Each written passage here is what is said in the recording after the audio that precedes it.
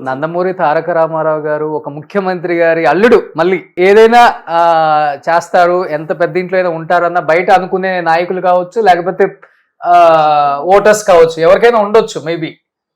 రామారావు గారి అల్లుడు అనేటటువంటిది నాకు అదృష్టంగా భావిస్తాను.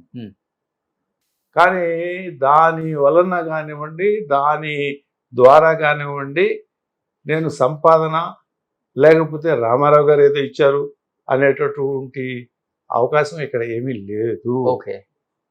అందుకనే 38 సంవత్సరాలు కూడా నుంచి కూడా 380 గజాల ఇంట్లో సంతోషంగా సంతోషం ఎందుకంటే సంతోషం కుటుంబం యొక్క పరిస్థితి, కుటుంబం వచ్చేటటువంటి గౌరవము, అర్థం చేసుకునే విధానం, కుటుంబం ఇచ్చేటటువంటి ఆ లవ్ అండ్ ఎఫెక్షను, వాళ్ళు కూడా అంత ఇదిగా సమాజంలో గౌరవించబడటము అనే దానికి గౌరవం.